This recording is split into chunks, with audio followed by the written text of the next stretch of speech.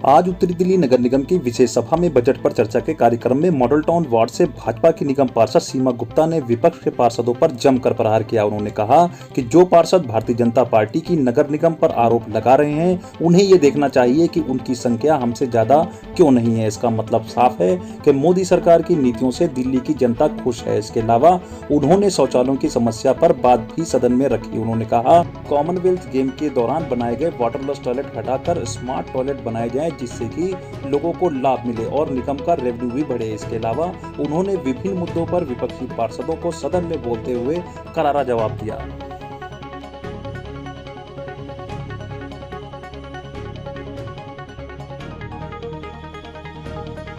आपको निशाना बनाते हुए कही कि ना नीति साफ ना नियत साफ, आपके गुनाह भी माफ हमारे गुनाह भी माफ। उसको टारगेट करते हुए एक बात बताना चाहती हूँ कि आज वो मेरी बहन यहाँ नहीं बैठी, उन्होंने आपसे ये मांग की थी कि आप सड़कें तो बनवा दीजिए।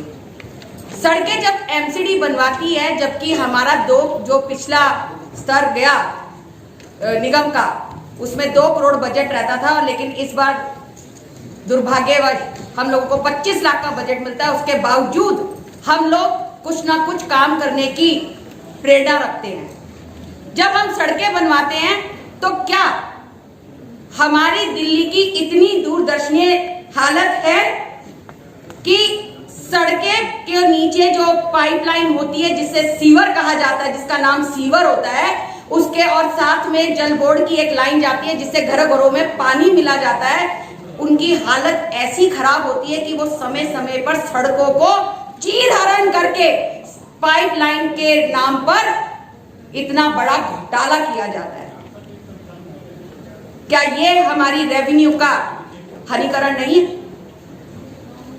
मेरी बहन आज यहाँ पर उपस्थित नहीं है, मैं उनसे ये पूछना चाहती हूँ कि अगर हमारी नीयत साफ नहीं होती या हमारी नीति साफ नहीं होती और हमारे गुनाह माफ नहीं होते और उनके गुनाह भी माफ नहीं होते, तो आज इस सदन में ना उस पर खाली जगह होती ना उनकी खाली जगह होती। यहाँ हमारी पूरी सदन के अंदर उपस्थिति नजर आ रही है।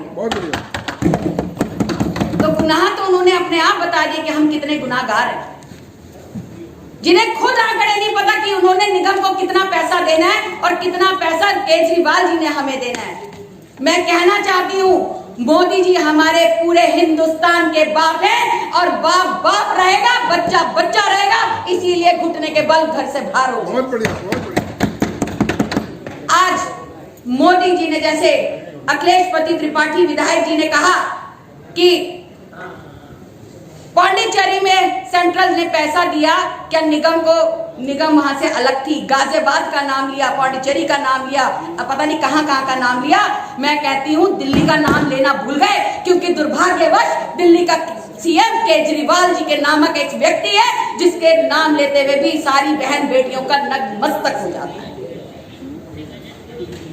और जब उनको बात करी जाती है केजरीवाल जी के विषय में, तो उनको इतनी शर्म नहीं कि वो सुनने के लिए अपना मांगा रखें कि एक बहन बेटी का दर्द सुन सके, जिनके ऊपर सोते हुए कैमरे लगा दिए जाते हैं। और वो बात करते हैं कि हमारे साथ चलो मोदी जी के पास। कहां है आपके सांसद, कहां है आपके लोग? अरे मैं पूछती हूँ, कहां थे आपके सांसद, कहां थे आपके विधायक जब आप ही के सरपरस्त केजरीवाल जी ने हमारी बहनों की इस तरह से दुर्व्यवहार किया था? अरे घर में कोई एक भिखारी भी आता है तो उसको भी पानी पिलाया जाता है। हम तो चुने हुए प्रतिनिधि, जनता के प्रतिनिधि, उनकी आवाज लेकर, अपने कर्मचारी भाइयों की आवाज लेकर उनके द्वार पर गए थे। बात करते हैं स्वास्थ्य की। मोहल्ला क्लिनिक के नाम पर जगह जगह एनक्रोचमेंट के अलावा कुछ नहीं है। हर मोहल्ला क्लिनिक के नाम पर पीडब्ल्यूडी की सड़कों के ऊपर बड़े बड़े डब्बे रख दिए जाते हैं और उसमें हमारे देश की युवा पीढ़ी, जो हिंदुस्तान की नींव है, उन्हें नशे की लत लगाकर खराब किया जाता है।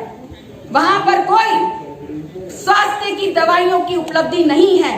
और दूसरी ओर हमारे मोदी जी जो आयुष्मान विभाग, आयुष्मान भारत की नीति लेकर जब दिल्ली के अंदर आए तो सारे हिंदुस्तान में वो नीति पास हुई, लेकिन यही केजरीवाल जी जो दुर्भाग्यवश हमारे सीएम में उन्होंने ये नीति को पास करने से निलंबित कर दिया। लेकिन उसके बावजूद एमसीडी के अंदर जो आयुष्मान विभाग है, उसने जगह जगह मोदी जी की आयुष्मान औषधि केंद्र के द्वारा हर मोहल्ले के अंदर गए और उन्होंने उस पर काम किया। मैं आपसे अनुरोध करती हूँ, हमारे बजट के अंदर हमारे जितने भी ढलाव बंद हुए, उनकी जो हमारी संपत्ति है या हमारे छोटे छोटे टॉट पार्क्स है, उसके अंदर अपने प्रधानमंत्री जी का मान बढ़ाते हुए ये जितनी भी आयुष्मान औषधि केंद्र खोलने का प्रावधान लाया जाए, जिससे कि हम अपने प्रधानमंत्री जी के लिए भी उनके नाम का हम बढ़ावा दे सके और उत्तरी दिल्ली नगर निगम को भी रेवेन्यू प्राप्त करा सके। इसके अतिरिक्त कॉमनवेल्थ गेम के टाइम्स पर हमारे यहाँ जगह जगह वाटरलेस टॉयलेट्स बने। मेरी बहन ने कल कहा था, प्रेरणा सिंह जी ने, कि ये किताब जो छैल बिहारी जी ने रखी, इसको कबाड़ी में बेच दिया जाए। मैं ये उनसे पूछना चाहती हूं कि जब ये ही विद्या, यही आपने रद्दी में बेच दिया, तो आपको जो आने वाला 1.5 करोड़ फंड है, वो क्या ऊपर आसमान के तारों से निकल कर आएगा? जो 1 साल की नीति छैल बिहारी जी ने और सारी समितियों ने मिलकर दिन रात एक कर बनाया, जिसका नाम ये बजट है, छैल बिहारी जी के द्वारा जो दिया गया, इसको अगर हम आज कहीं पे रद्दी के ढेर में बेच देंगे तो हमें कुछ प्राप्त नहीं होगा। अपने शब्दों को उन्हें वापस लेना चाहिए, नहीं तो उनको 1.5 करोड़ रुपए जब आए हमारे पास, जब पार्षदों को मिले, तो उनको ना दिया जाए। ये मेरी आपसे अनुरोध है।